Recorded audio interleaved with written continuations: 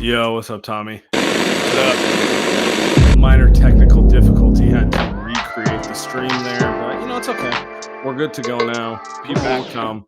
If you're watching, make sure to like and subscribe. Throw us a like, throw us a sub. Yeah. I hate having to restart a video.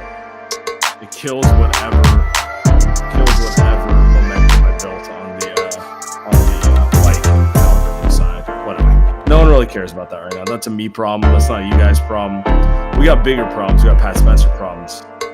Yeah, Pat Spencer actually looked pretty good. I would say we might have Brandon Pajemski. I was going to say Pat Spencer was actually the least of the problems tonight. That was a heroic Pat Spencer performance.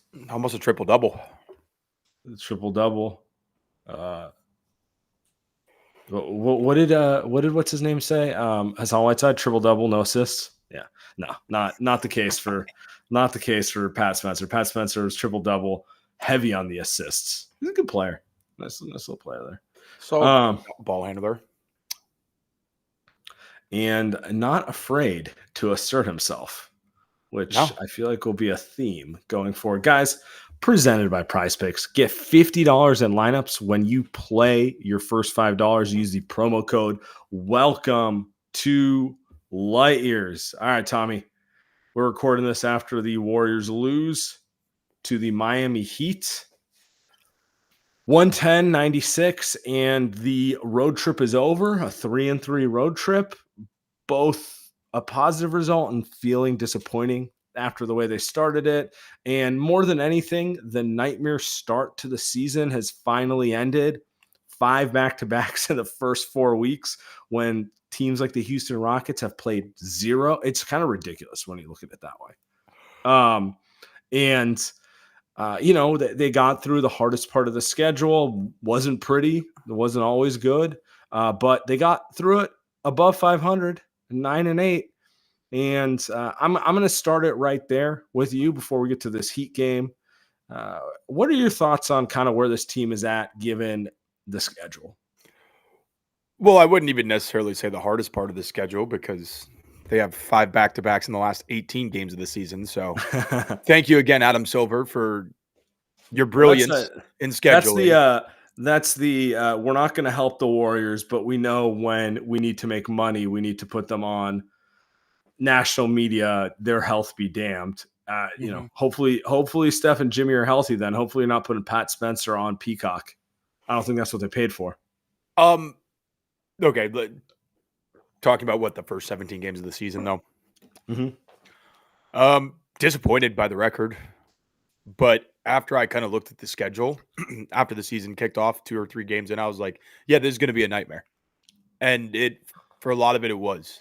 This is where you really regret blowing the Indiana game, blowing the Milwaukee game, because you could be 10-7, 11-6. If you just take care of one of them, you're 10-7. You're feeling better about stuff.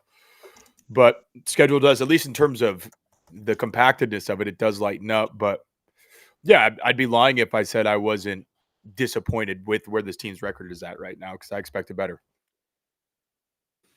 Yeah.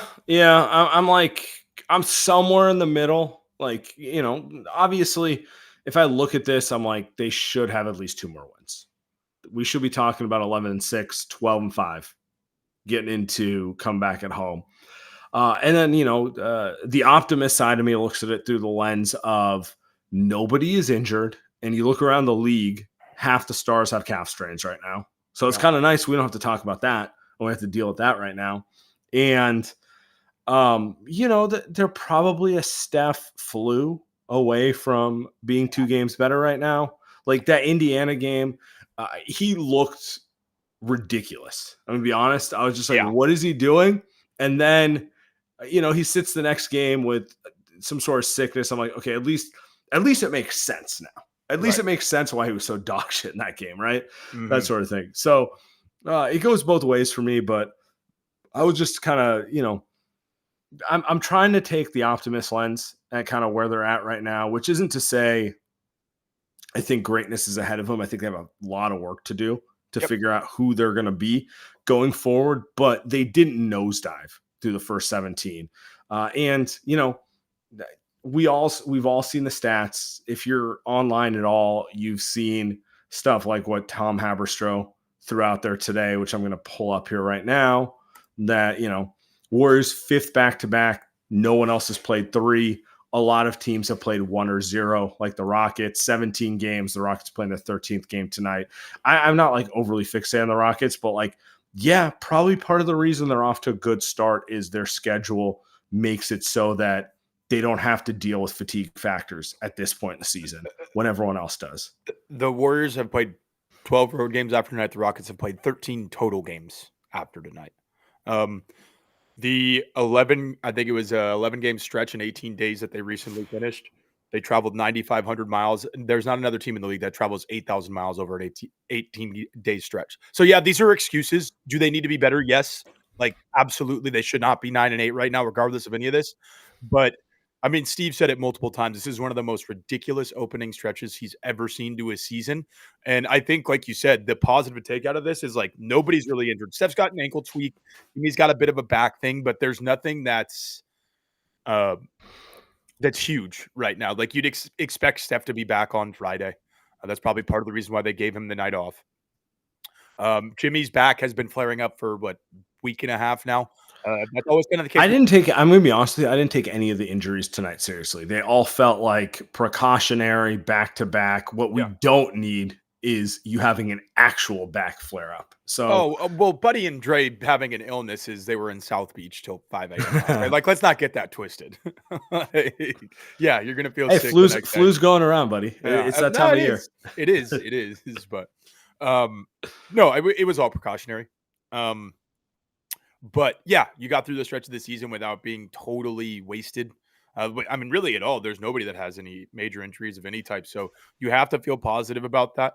You got, I think, 4 or 5 game home stretch coming up, which will be nice. But as we know, first home game back from a road trip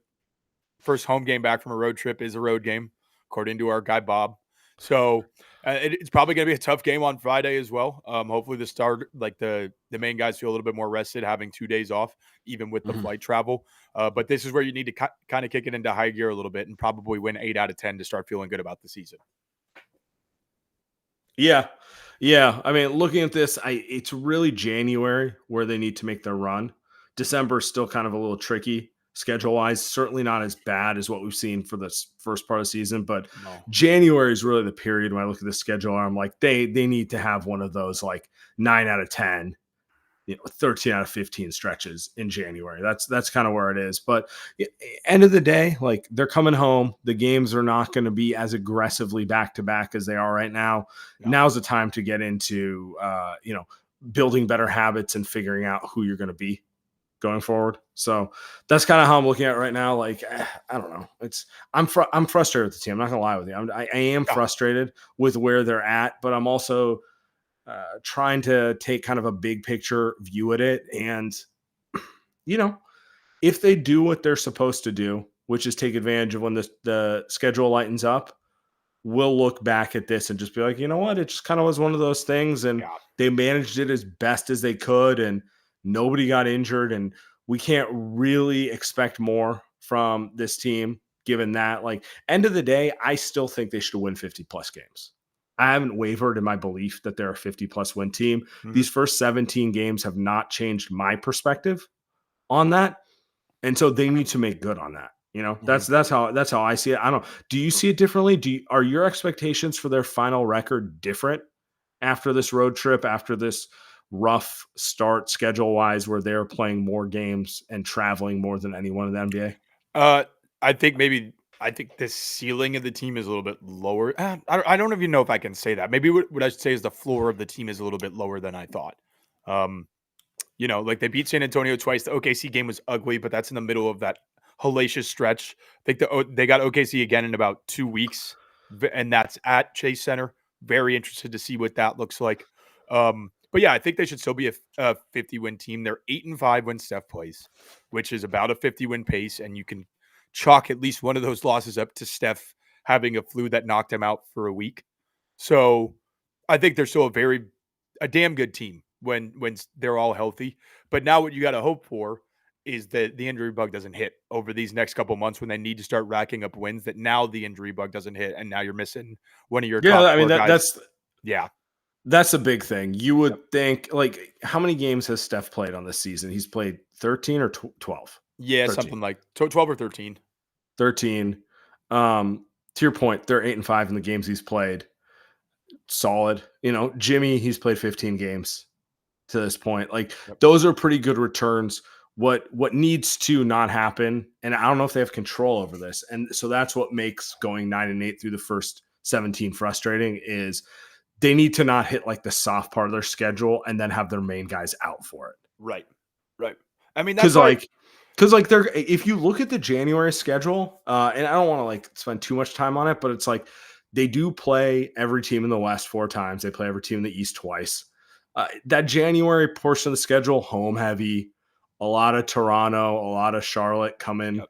to town, a lot of non-back-to-backs, a lot of games you would expect to be easy W's, the games you expect on that front. And like, that stuff matters to a degree. So No, it totally does. But I mean, here's the advantage to having like a soft early part of your schedule. It's when your team's, for the most part, entirely healthy, yeah, like, and building that early season cushion. We saw what that did in 2021, 2022. They started 18-2, 28-6. And then when injuries hit, it didn't really matter as much as it should have, because they already had the best record in the league at that point.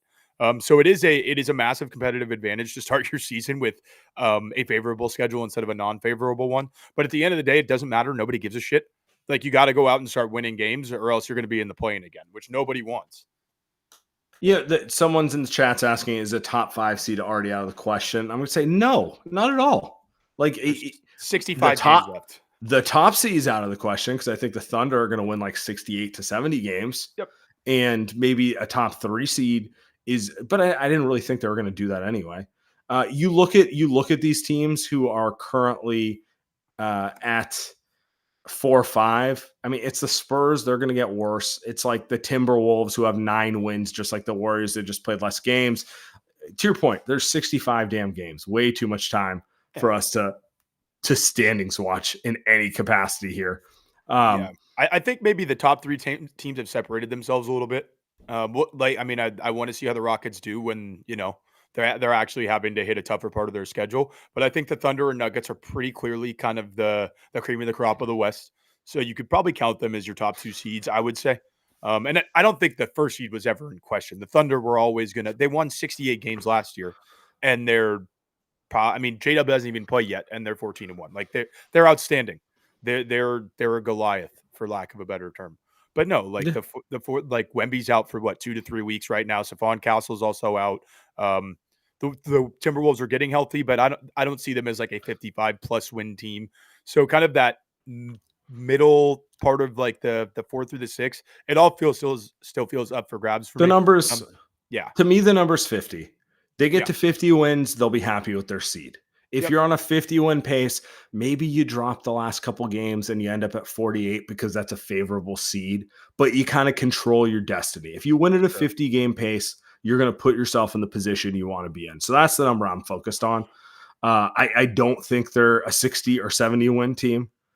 So they're probably not going to be a top seed, but 50 plus wins, you're going to be firmly out of the play-in, and you're going to be able to control your destiny in terms of, do you want to be on the, I don't want to say for sure, but like, do you want to be on the 2-3 side of the draw or the 1-4 side of the draw? Like those type of things, which totally is what really matters, is getting yourself in a position so you control it, as opposed to what it's been the last 2 years, which is sprinting to just avoid the play-in period.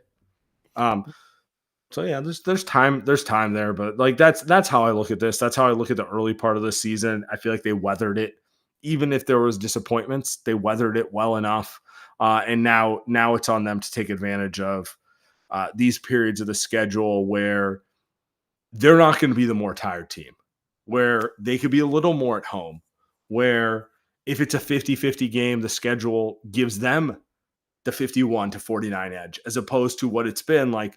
That Orlando game, they beat that Orlando team if they're not at the back end of a road trip. Like that is a schedule L. That is a schedule L type of loss. Their 10th game in 17 days, man. Like people don't want it. They say it's excuses. At the end of the day, like there's a reason that NBA coaches, NBA players, they all talk about this stuff. NBA front offices, the league at large, they discuss these things. Like being more rested than your opponent matters. It does at the end of the day. So they've had a very disadvantaged schedule. But I think the nice thing, just looking at the West kind of holistically after you pull up the standings, the middle part of the West just isn't as good as people thought it was going to be. The Clippers are in the tank. They're 4-10. I mean, Phoenix is 9-6, but do we expect them to be a 50-win team? I don't see that. I think they're maybe better than people thought, but I would say like low 40s maybe for Phoenix. And if you're not better than them, you got a whole different set of issues anyway. Like it's really going to come down to Lakers, Spurs, Wolves, Suns, Warriors for like 3 of the last 5 spots in the West. And like none of those teams seem, maybe the Lakers are a little bit better than people thought, but I mean, they're 11-4 right now. You got to give them credit for what they've done. But at the end of the day, like maybe they're a little bit better. Wow, but they play the Hornets and Jazz with 2 days rest in between. I would like that. They got 4 days. They just played the Jazz. They got 4 days rest before they play them again. It's absolutely fucking absurd what the league does for them. It's a different point. but like that 5 through 8, just none of those teams are juggernauts. Spurs, Wolves, Suns, Warriors. Like you should be able to get into the top 2 of that group. And that, I mean, at this point, the West is already stratified so much. Like the Blazers are 6-8. I don't really see them making a jump to 50 wins. Like you should feel good about honestly where the West is at, if nothing else, about being at the very, very worst in the top 8. And I still think you got a very good chance to be in the top 6 by the end of the season. Yeah, I'm not concerned about it right now. Like they do need to at some point start making movement on it, but yes, I expect the 3 through 7 or 8 in the West to be what it's been the last few years, which is 3 games separating them, 51, 52 on the high end, 47, 48 on the low end. And everyone's in that mix. Like the Warriors, for all the frustrations about being the play-in last year, they were a game out of being the 5 seed and 2 games out of being the 4 seed. Yep. Those are the margins. So you could take a doomer, look at it and be like, how could they lose in Milwaukee without Giannis? And you're not wrong for saying that's a bad loss. That's a bad loss for everybody. That was a bad loss. Yep. But also there's a lot of season left. And it's kind of one of those things where it's like they've had the worst schedule of anyone in the NBA right now. It's not an excuse, but it's kind of like, all right, make up it. Like, because Houston, the Lakers, like all these teams who are doing slightly better than them right now, they're going to eventually run into the same schedule stuff. So it's about being like, what you really don't want is to hit a favorable part of your schedule and then play with your food then, or have guys missing time then. So it sucks to leave games on the table like they did in that Milwaukee, Indiana road trip. But you know, it's kind of where we're at right now. Yeah, 100%. Let's talk about this game, but before we do, Light Years Podcast, we are brought to you by Prize Picks. You and I make decisions every day, but on Prize Picks, being right can get you paid. Don't miss any of the excitement this football or basketball season on Prize Picks, where it's good to be right. Prize Picks is the only app that offers stacks, meaning you can pick the same player up to 3 times in the same lineup. The app is really easy to use. To create a lineup, all you have to do is pick more or less on a few player stats for your shot to win. So download the app today and use code LIGHTYEARS to get $50 in lineups after you play your first $5 lineup. That's code LIGHTYEARS to get $50 in lineups after you play your first $5 lineup. Prize Picks, it's good to be right.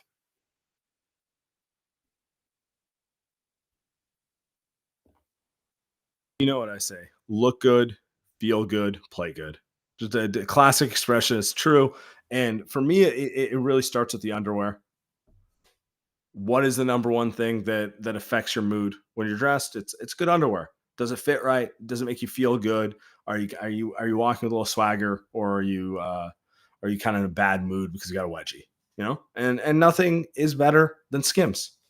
That's really what it comes down to for me. Like I've tried every different underwear brand over the years. Like most people, graduating college, I was like, just buy the cheapest thing I can find at Target or something like that. And you know what? It doesn't work. Not the thing you should be skimming on. Not the thing you should be going cheap on. Underwear, it's the most important piece of clothing you will buy. So that's why I'm Skims guy. Perfect cross section of structure and comfort. Guys, shop Skims men's at skims.com. Let them know we sent you. After you place your order, select podcast in the survey and select our show in the drop-down menu. And just so we're clear on top of it, it's not just underwear. They got other gifts. They got pajamas. They got hoodies. They got athleisure wear. Skims just launched their biggest holiday shop ever. Also available at skims.com. Guys, check out Skims. Appreciate y'all.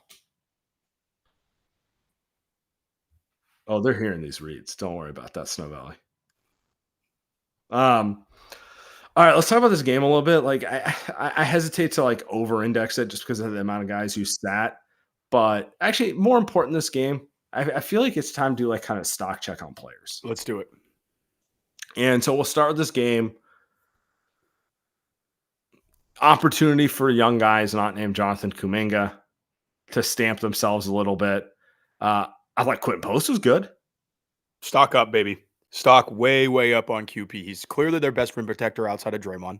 I don't even think it's relatively close.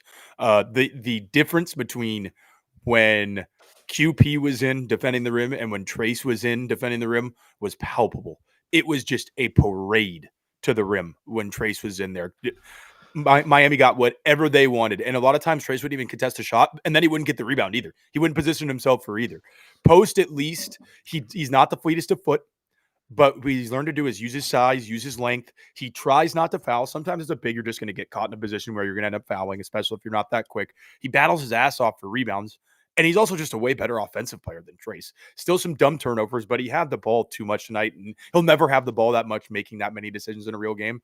And after what was a terrible first quarter, I thought, from Post, just in terms of just offensively shooting the ball and just looked very unsure of himself, he was their best player in the third quarter. You know what I mean? Like, he kind of brought them back into that game and made it competitive going into the fourth. He's been outstanding, man. I don't understand why he was taken out of the starting lineup. He's been their best on-off guy all season. They're like plus 18 on-off in his minutes. I would keep Moody in the starting lineup. I would move Will Richard out. Will's kind of come back down to earth. I still think he should play a little bit, depending on who's available and who's not. But I think Post should be a starter moving forward. I get why Trace started tonight.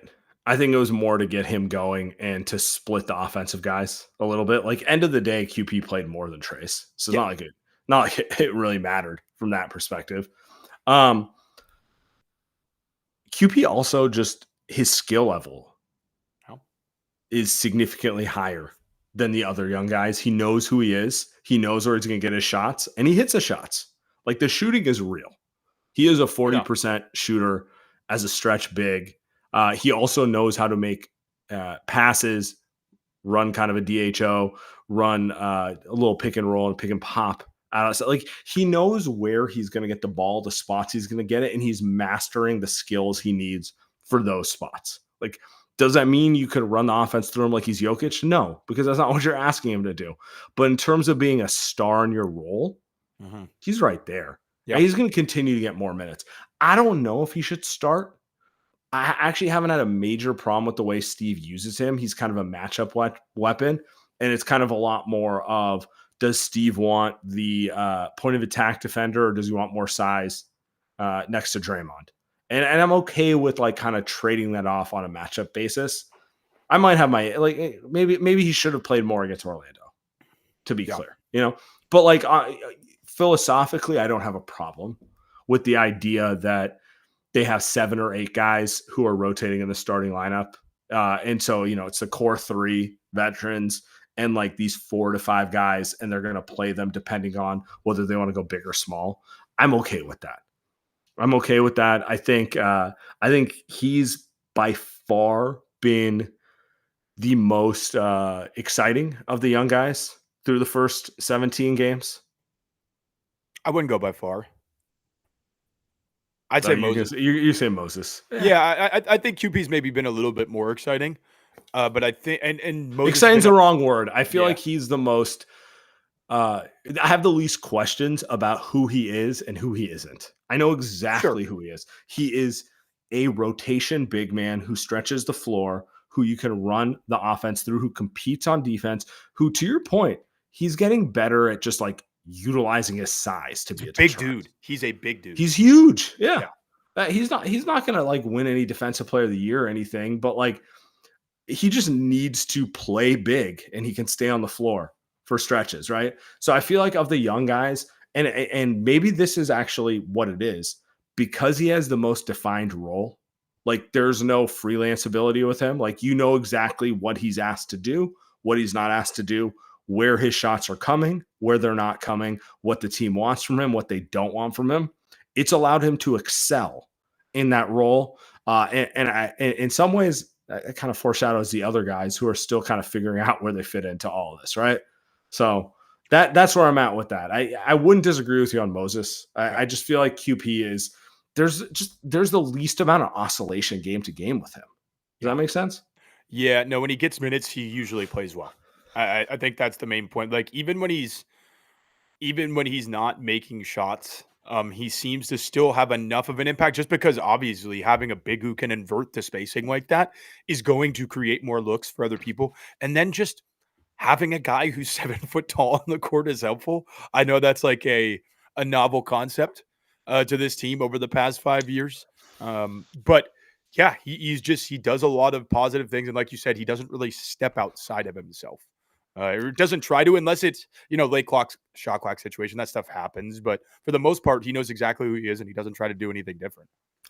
Yeah, and so I mean, maybe that's a theme of it. Like he has the clearest role, like the cleanest role, and it's like this is what you need to work on. This is where you're going to get the ball. This is where your shots are coming from. This is what we need from you defensively, and he gets it, and he's buying into it, and he's excelling at it. So that's cool. That like end of the day, like even if he is never going to be a starting everyday NBA center, like you found a nice rotation piece who helps you win in the late 50s. Huge, huge. You do not find that all the time. Yeah, and I think after a little bit of PTSD with Trace, where he did look good in year one, and then year two was just a nosedive, and he's honestly gotten worse. It seems like QP has not only like maintained what he was his rookie year, he seemed to have gotten better. Like he's rounded out some of the rougher areas of his game Mhm. that he needed to be a more consistent presence in the lineup.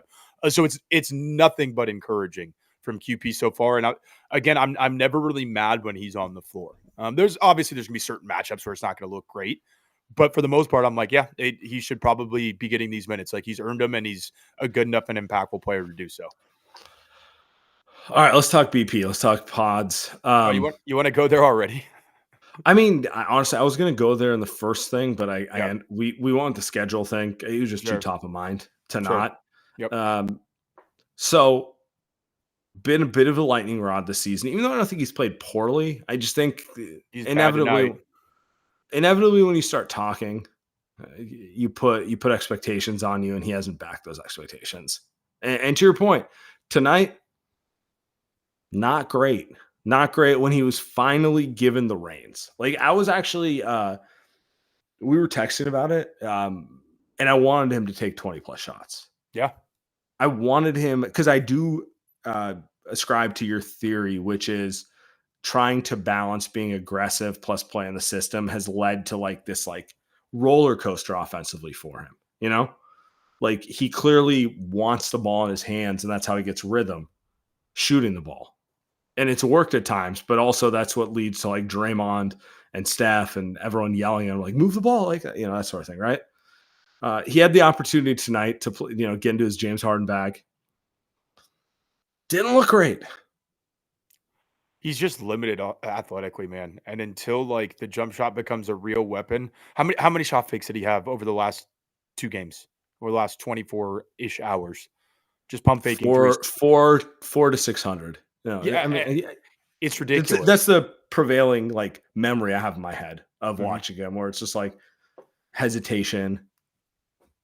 He doesn't know who he is yet. And I made this point last night. He doesn't know who he is. So if we're going stock up or down on Brandon Pajemski through 17 games this season, stock down, which is disappointing because they wanted more for him.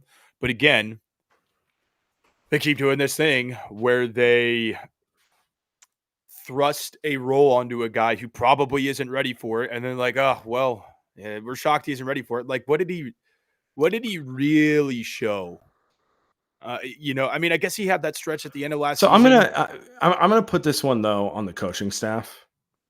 To be clear, like I have a lot of indications that they were the ones who wanted him to take this step. They were the ones who didn't want Malik Monk. not necessarily the front office. There was a lot of, why can't Brandon be Malik Monk this year? Why can't, and that's kind of, that's kind of where we're at with this right now. That's kind of how I see it. Yeah. Just like he's still, I think, in a different, he's just more of a glue guy right now. Like he's way more TJ McConnell than he is, Malik Monk. Like if you just want to use those two. So yeah, I mean, it's a disappointment. Like his lack of progression as a player. And again, with this phrase is used all the time, like development isn't linear. Like it's not just a straight line or straight arrow up. Like you can't just always expect things to keep going up in perpetuity. But because he's not what they want him to be, now you have to view the roster differently, like moving towards the trade deadline. Like it's not just about Kuminga not really taking that leap. It's also about Pods, because they were both expecting more out of those guys offensively, and neither one can do it on a consistent enough basis to validate not making a roster move at the deadline if they're serious about competing for a championship. Yeah, I mean the clock's ticking on him. Like I still the rabbit meme. It does crack me up. I'm not gonna lie. It does. It's so funny. I'm still like generally optimistic about him as a player. Like I do think he helps this team. I do think he's played well for this team, but there hasn't been that leap. Like this, I know how this sounds. They were expecting him to have the Jordan Poole year 3 leap. And it wouldn't look the same. And he's not as explosive a scorer, but they were expecting the guy who averaged 15 points per game, 42% from 3 on volume the second half of last year. Yeah. And there's reasons to believe in that, because he's been a 38% 3-point shooter for most of his career. So it's not like he can't shoot the ball. It's just like the shot became a little more comfortable and more consistent at the end of last year. They were expecting progression off of that. That's how they were looking at it. And it's been a little bit of a regression to start the year. It was definitely a regression tonight. It didn't look good.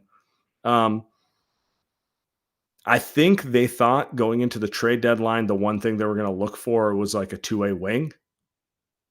And, if this doesn't improve, also if Al Horford doesn't improve, I'll throw that in there too.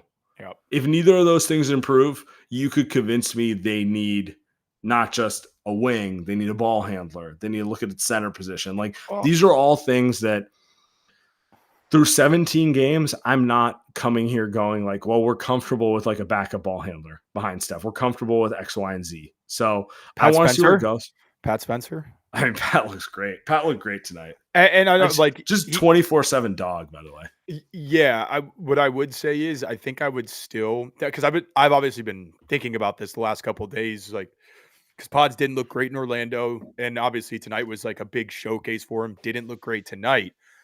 So I just started thinking about iterations. I still think, as much as we talked about kind of that creative scoring guard, like a Colin Sexton or a Malik Monk, I still think if the wing you can get is like Trey Murphy or that level of player, like that level of shot maker, like an MPJ or like, you know what I mean? A guy who you have to guard, it can score the ball well.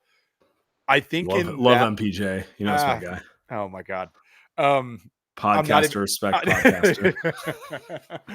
Yeah, we're more or less coworkers or colleagues. But what I would say is, in the context of like adding another scorer of that level, I do think, and I don't know how comfortable you'd feel with Pat Spencer in a playoff series, just because like hasn't been there much. He's obviously going to compete, but like just doesn't have the reps in that like high stakes environment. Is the skill level high enough to play at that level? Yeah. Right. Exactly. But is he athletic enough? No, he's not the issue. That's not the issue. But I think if you just add more scoring, by nature, it makes a ball handler's job easier. Right? Sure. Like if you have more scoring around them, you can probably get a bit away with a little bit less ball handling. In the playoffs, how long are Steph and Jimmy playing anyway? They're playing 38 minutes, 39 minutes. How much backup ball handler time do you need? And DeAnthony Melton should be healthy by that point. Like we got to remember that Melton is coming back and he can be a secondary ball handler. So that is a little bit less of a concern for me than getting either that 2-way wing who can score and defend a little bit, or if Al just is finished, a big. You know what I mean? I still side with kind of going with more size just because there's enough fucking guards on this roster already. Like we got another one coming back. Let me ask you a question.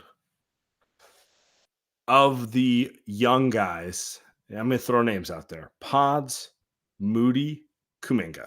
Those are the only three I'm concerned about right now because I feel like Will Richard is house money at this point as a rookie. Sure. Yes. And we know who he is. I don't think he's going to shoot 45% from three. So we're going to deal with some shooting regression. And Quentin Post is well on his way to assuming his role as the stretch big role, whether it's 10 minutes or 20 minutes a game, right?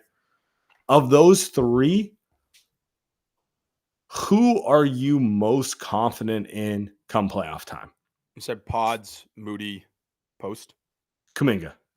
Pods, Kuminga, Post. Oh, because my point is, Richard and Post I feel comfortable with them in their roles right now. Like they know who they are. It's Moses, and I don't think because at the very least, like in a playoff scenario, you shouldn't be asking Moses to dribble the basketball much. He should be shooting spot up threes. The ball's going to be in Steph and Jimmy and Draymond's hands a lot. Moses should be shooting spot up threes and defending the other team's best ball handler. I feel pretty confident he can do that at a good level. He's shown us that for the most part through the first 17 games. He's still been a little bit up and down, but like we've talked about, the shooting has clearly taken a leap, in my opinion. He's gotten a little bit gun shy the last couple of games. So I want to see the shooting's taking a leap. We'll see. I think I feel pretty confident in that right now. I thought he was just as shitty as Pods tonight.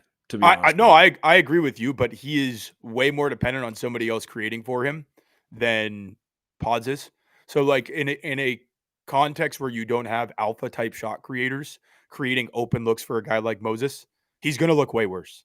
He's not a guy who is going to create offense. He just isn't. Now, if Steph and Jimmy and Dre are out there and he's getting open looks, I feel pretty confident he can knock down the open looks for the most part. And I feel pretty damn confident that he can defend most other teams' primary kind of like wing point guard type of ball handlers and be disruptive enough. Am I confident that Kuminga can figure out his exact role in the playoffs? No. Am I confident that Pods isn't going to shit down his leg and pump fake every wide open three and smoke layups in the playoffs? No. So it's still Moody in my opinion. I'm going to say it's Pods. Like, honestly, I genuinely think he's still shown me the most in terms of his versatility and his ability to fit into every lineup combination. But my honest take on it is I don't feel confident with any of the three at this stage. Like, I really don't feel confident with any of the three at this stage. And that's like the biggest thing I need to see over the next 20 games. Because for me, the real question is going to be, do they round into form? Do they start getting a little more consistent? Does Pods, do Moody, whoever, do they start like, kind of like settling and being a little more consistent in their role? Or are we approaching the trade deadline with a little more urgency that like, I can't count on any of these guys. None of them look like they're going to get there by the playoffs. None of them look, and we need to make multiple moves going forward. Like the schedule is going to ease up. We are going to get a different look at them. And during that period, they should look better. And if they don't look better, then the questions are going to come a little harder on that front.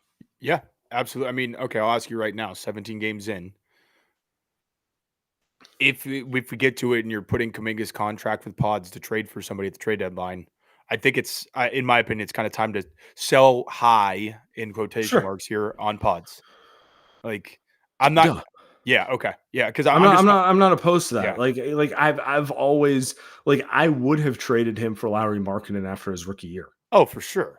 I just like it's been trending right now, and it's annoying. It's like, oh, Draymond and Steph said no. It's like, no, they said no to trading 6 draft picks and every player on the roster. So it was just them, Lowry, and a bunch of veteran minimums. Like that's what they said no to. They didn't say no to Lowry. They wanted Lowry on this roster. Sure. And maybe it's foolish to think you can do both, but that's what it was. It was, if we do this trade, we have no ammunition to make any other moves. Right.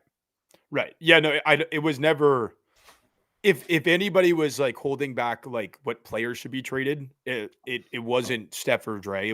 They said it was about the picks because they know if you give up 4 or 5 first round picks for Lauri Markkanen, like you just said, they don't have anything else to go trade for anybody else or build. They don't have Jimmy for one. Right, exactly. So it's just kind of like you're stuck in the situation where you made the move and now you're another version of last year's Phoenix, or like one of those teams that like went all in on a big three model, and they're like begging Danny Green to come out of retirement and like fill a role.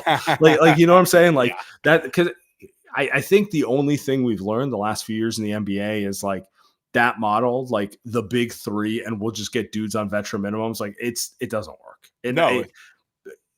There's no veteran minimums out there to be had. You can if you find one guy, if you find a DeAnthony Melton, that's a dream. You're not going to find six. You're going to be really unhappy with your rotation if it's three max guys and Guy Santos and Pat Spencer and like that type of thing. Yeah, those type of guys, those guys making that type of veteran minimum money are now nice 11 through 15 on your roster. They can't be 6 through 10. They just can't be. Yeah. So the last team to really hit on a couple veteran minimums to win a championship was the Warriors. You got GP. I mean, because nobody knew who he was. The Denver Nuggets got it with Bruce Brown. Was he a vet min? I'm saying he was a below the MLE. We'll call that a vet min. He was and then he promptly got paid. Right. Which is what happened to GP2 and Otto to a degree. I mean, we don't even rehash that. But I think if you look at like Boston, no, they weren't really dependent on that because they're a young team. No. The Thunder, no, they're a machine of young guys. The Lakers had a couple with the bubble title. The Bucks. Yeah, but the point is, like, the Warriors they got Otto because he had injury history. They got Bielitsa because he was at the tail end of his career. They got GP because he was a G League find. It was a confluence of events to make that happen. But that model as it is, it doesn't really work anymore. You either have to hit on a young guy in the draft, or you can't just go big three and just hope it works. Like that. The NBA has played too fast and in too much space, and you have to make too many decisions. And the teams are too smart. Teams are too smart that like guys don't fall between the good role player now gets paid. Exactly. So the only way you get Melton on a vet min is because he's coming off an ACL. That's the only reason that it happened. Yeah. All right, Light Years Podcast. We are brought to you by Z-Biotics. I have to tell you about this game-changing product I use before a night out with drinks. It's called Pre-Alcohol. Z-Biotics Pre-Alcohol Probiotic Drink is the world's first genetically engineered probiotic. It was invented by PhD scientists to tackle rough mornings after drinking. Here's how it works. When you drink alcohol gets converted into a toxic byproduct in the gut. It's a buildup of this byproduct, not dehydration. That's to blame for rough nights after drinking. Just remember to make pre-alcohol your first drink of the night. Drink responsibly, and you'll feel your best tomorrow. So go to zbiotics.com to learn more and get 15% off your first order when you use Light Years at checkout. Z-Biotics is backed with a 100% money guarantee, so if you're unsatisfied for any reason, they'll refund your money, no questions asked. Remember, head to zbiotics.com/lightyears and use code lightyears at checkout for 15% off.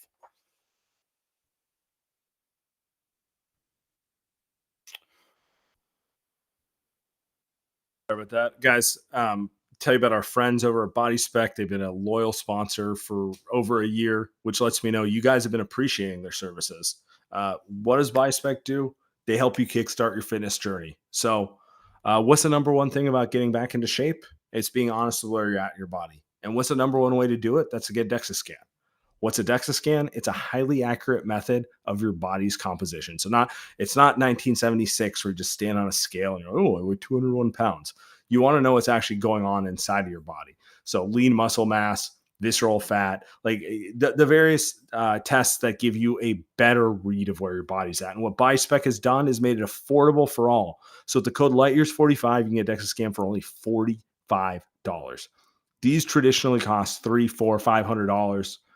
With Body Spec, you can get a DEXA scan for only $45, and they got mobile vans that will come to you guys. Not even a question. Go to bodyspec.com, use the code LightYears45, start your fitness journey today.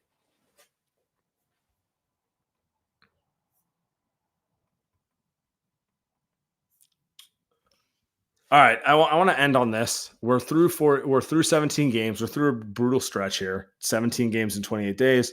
Let's do a quick stock check on this roster right now.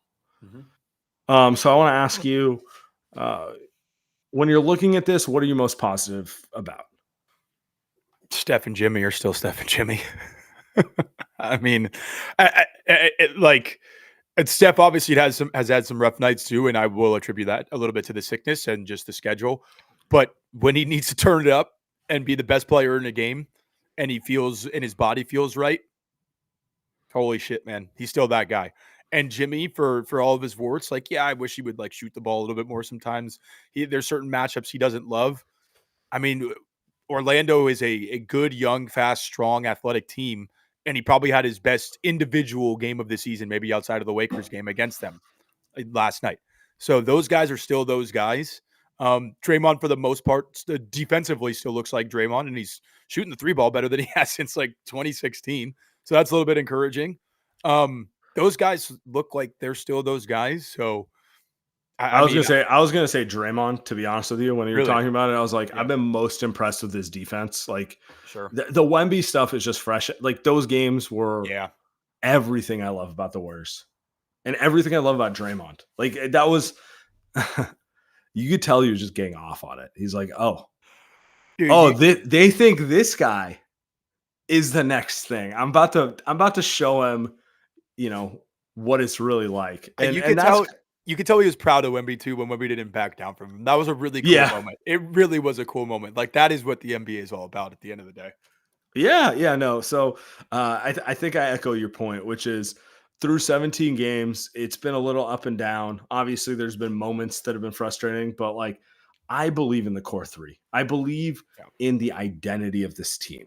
I think if they build around those three guys and the way they like to play, they can compete with anyone. Mm-hmm. Yeah, and the rest of it is just like I do think relative to maybe years past, outside of like having the Chris Paul deal and doing nothing with it, like that was frustrating. I think they are fairly well positioned if they're willing to do it to make a move. And I think Mhm. that's what's encouraging kind of that, they have Kuminga's 23 mil, they have, Buddy's 9 mil, like they have enough to go make a smart move, but it's about how willing they are to give up first round picks. But the point being, the three guys are still the three guys that they need to become playoff time. Is the front office smart enough, and are they willing enough to go out and get the right guys to give an OKC or a Houston or a Denver or any of those teams a real competitive 7-game series in the playoffs? When I think about OKC, I think about the comment we just got, which actually sums up what I would say the negative is. From YouTube, from CGen, he goes, our role players' floor is too low to be a contender. Now, I don't want to say they can't be a contender right now, but I agree with the sentiment, which is the consistency among the role guys around the core three is what's holding this team back. And maybe it changes over the course of the season, and hopefully it does. But that's Pods, that's Moody, that's Kuminga. All three of them are not consistent enough contributors on a game in, game out basis for this team to be taken seriously as a contender. You juxtapose that to like an OKC. I actually think that's where OKC's biggest advantage is. The lows of a Lou Dort or an Alex Caruso or a Hartenstein or a Kassan Wallace or God, they got a lot of dudes. Like all those guys, like they're not as low as the Warriors version of the guy they're counting on. They're Well, just simply the floor is higher for them, in my opinion. Like shots come and go. Like all those guys are mid 30% 3-point shooters. yeah. The thing is, like, they are out. I mean, Hartenstein and Chet are obviously huge rim protectors. But the thing about their wings and their guards, like, they're not necessarily a bunch of like 6'8" guys, but they're so good defensively. Is that it keeps the floor high because even when they're not scoring, they can still get stops on a consistent basis. Buddy's not that. Pods, for all of his effort defensively, isn't on the level of any of those guys. Moody, you could argue he's like getting there, No. but he's not all the way there Stop. yet defensively. I think you're too low on him right now. I think he's been pretty damn good for the most part for the first 17 games. Yeah, but he's not Lou Dort. Sorry. No, he's not. He's not. But my point is, like, that's kind of my overall point is their floor stays higher not because of what they do offensively. It stays higher because they built the best defense in the league. And the Warriors defense, like, again, it's top 8, top 7 in the league last now. After tonight, it might vault into top 5 because I think Miami was probably until the last couple of minutes below 100 offensive rating. But yeah, their floor stays so high because their defense is so elite. It doesn't really have much to do with the offense because for any role player, the shot is going to come and go. Well, I mean, can I just take it to another level? It's not spiraling when you have multiple bad possessions. The thing that stands out to me with the Thunder is like you can hit a ridiculous shot in their face and they're going to guard, you're not going to break their will. Mm. They're going to fucking get in your face the entire way. And the Warriors role players are still young. They're still versions of like Pods is a good example. You can see when he's in his head. You can see it affect multiple possessions in a row. You can see it with Moses Moody. You can see it with other guys where whereas like, you know, you can watch it with the Dynasty Warriors team or the current Thunder team or really any championship team. The defining quality to me is they don't get their will broken. And to your point, shots come and go. You know, like Andre Iguodala is never a great shooter. He just happened to hit bullshit ones when they mattered, you know? Oh, man. But like to the point, it was just kind of like they dug in. They dug in for what is a 220 possession game, like both ways. And you play it the entire way through and they don't quit on possessions. And you know, now we just sound like every fucking high school coach in America, but like there is some truth to it where it's like the margins are tight. Like Steph's going to hit a bunch of shots. Jimmy's going to make a bunch of good plays. Can you just complete every play? And that's kind of where I look at the Warriors, where I'm just like, there needs to be maturity and growth among their young guys to really be those full 48 minute players, or they need to go out and like, I think it's probably a blend of both, to be honest, but like they need to go out and get guys who can just supplement it. So you're not asking Moses Moody to be Lou Dort. You know, you're not asking Brandon Pajemski to be Alex Caruso, or insert names of guys who are just more experienced and more ready to compete at that level with that consistency. Do you trust them to get to that level in the next 2.5 months? I think if you add another player and the schedule slows down a little bit, it's possible that those guys can get to a serviceable level. I don't disagree with you there. B-Ball Casual in the chat said a couple minutes ago, you know, essentially he thinks the issue is the role players are slotted about a spot too high. I'd agree with that. It's a good way to put it. Like you're asking, I think any number of them can play a role, but if you're asking all three of them to play 26 minutes a game, you're running a lot of risk, man. You're running a lot of risk. And not only that, right now you're asking Moses to score 15 plus a game and defend the other team's best player. He's clearly not ready for that. You know, like he's not ready to be consistent on both ends of the floor because you're asking to be like 2022 Andrew Wiggins, like light in a degree, and like that guy was 28 his own years version. old. Yeah. Yep. And year 8. Yep.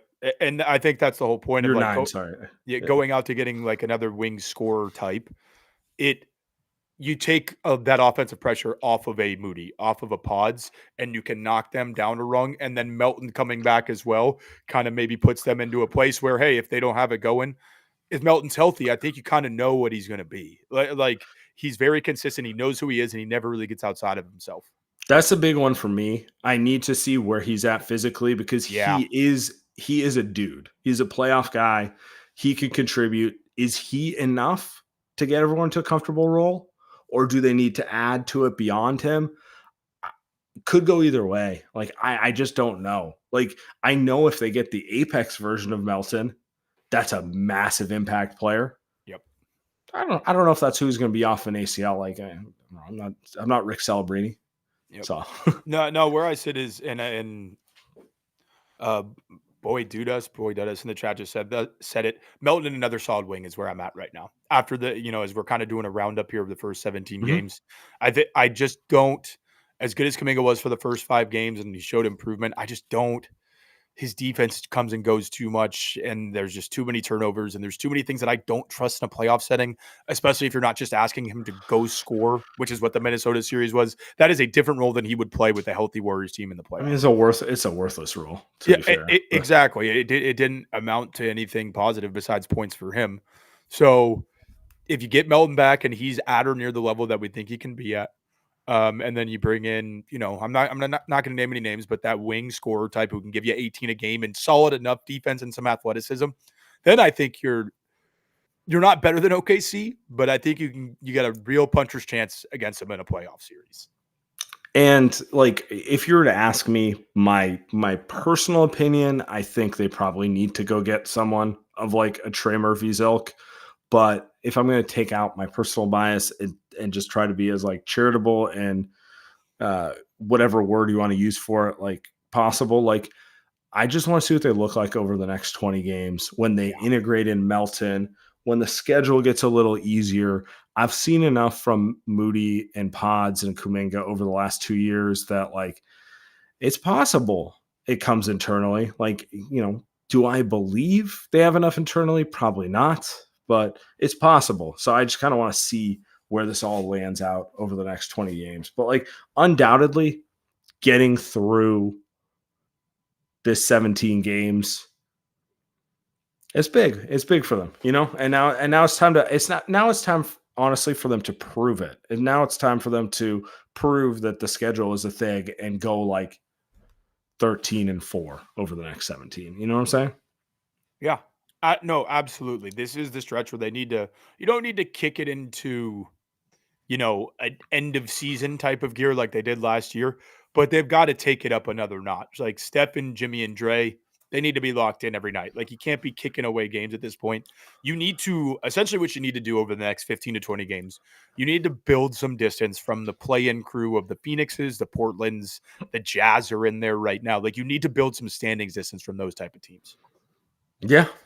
And not have bad losses. Like everyone has a certain amount of bad losses. It's a long season, but we don't need to replicate the Milwaukee without Giannis loss like 5 more times. Please, God. Because that's how you actually end up in the play-in.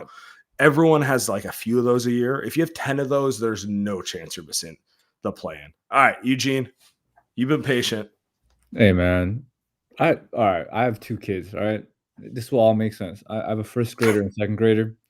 It was an early game today. They were wilding off. So I had a stressful kind of afternoon, had to sit them down, have conversations, and then realize it's halftime. And, my heart's like, don't do it. My brain's like, yeah, let's just watch it. What a waste of my time, man. Like, I was just, oh, man, I was like, I was rocking this with one kid, preschooler. So different animal, but yeah. And part Sam of me was like, knows, like watching the Warriors as a kid or as a parent, it's like it's really an investment because they stress you out more than your kid. At least tonight they did. So like that was rough. It was pause, but I was like halfway through the fourth quarter, I was like, I wonder how Sam's gonna do his Skims ad. That's how bad it was. But like major pause. But dude, like okay, the back-to-back thing. So look, the record does not scare me because like, yeah, we're old. The thing that does scare me is our guys, the young kiddos, there is no progression. Like there is no back-to-back game I see where I'm like, oh, he built on that. It's one step back, a half marathon sprint backwards, or you know what I'm saying? Yeah. So that really concerns me because I'm like, are they even role players for our system? Deep down, it's because our system demands a lot. And it's just like the more I watch of it, these aren't even young guys anymore. It's year 4, year 5. I love Moses as Tommy put it, like he's great. But even him, I'm like, dude, this is you're on your second contract, and we're still feeding you with kid gloves. So it's getting to a point. The advantage, though, I think of having all these back-to-backs early is it's gonna put a lot more pressure on Mike once trade deadline hits. Like I'm kind of happy this happened. I could have seen us. Are you not putting credence to Bob letting everyone know that now they're going to have practice time? Oh my God. That was my favorite line. He's like, I was talking to the coaching staff. They're so excited to finally get to practice, get these guys really working on stuff. What a company, man. Hey, Bob was a genius leaving when he did. So I'll give him that credit. But like, hey, you guys are talking about non-Trey Murphy trade ideas. And I was like, you know what? I'm going to get flamed because my friends watch this. So like, I'm not condoning the character of this, but oh boy, you know what's realistic? And I this sounds crazy, but the more I thought about it, I think it will work. I already know where you're going. Miles there's Bridges, there's only one player this could be. Yeah. Miles Bridges and Trey Mann for Kuminga and Pods. I think the Hornets do it. It's 1 year less for the money they're paying Miles. Look, Miles, like I'm not condoning his behavior and all that stuff. I don't know what happened, but I'm just saying pure basketball. He's older. He knows it. Almost like a redemption arc. Like I mean, it's a crazy redemption arc. Well, a lot of packaging done for that. But it was like, you know what?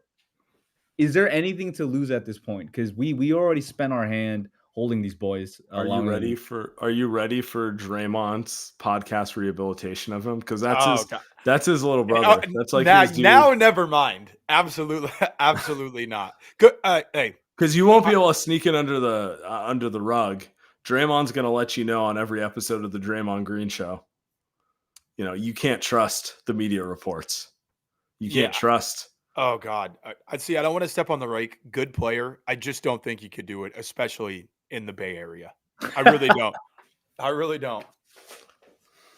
Oh, the podcast. This podcast would be great if it did happen, though. You know, but like last question, like honestly though, if Kuminga, Moody, or Pods isn't a guy, I'm not talking a role player, but if they're not a guy, do you guys not think this isn't going anywhere as it is? So that's a question I have because I'm pretty sure we know the answer. So I'm just like the rabbit meme will never die. The clock is ticking. Good luck, boys. Yeah. I'm not even concerned about like who's carrying the torch from Steph because that guy's on the roster. I'm sorry. I think everyone knows that guy's on the roster. I think they're just trying to figure out value at this point. And no, that guy's not on the roster. Like for all of Joe's, you would know if that guy was on the roster. I'll tell you that.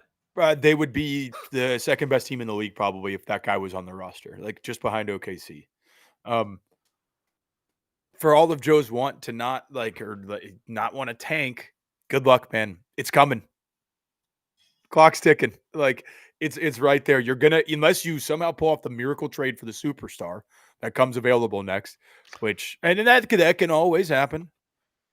The guys on the roster, you're going to be picking in the lottery. And the thing is, I do trust Mike to kind of get the picks right. He's been pretty damn good so far. No matter what the draft slot, they've kind of nailed their picks. So now can they scout lottery level talent? That's a whole different ballgame. But you're probably going to pick them like that. So I'm not even worried about that, man. Like they got it. I think the main thing that we've come to the conclusion of after the last 17 games is unless one of the three main young guys takes a leap, they got to do something to improve this roster. We're here again, 4 straight years. Yeah. Well, I'm excited to see what happens over the next few games. Appreciate everyone.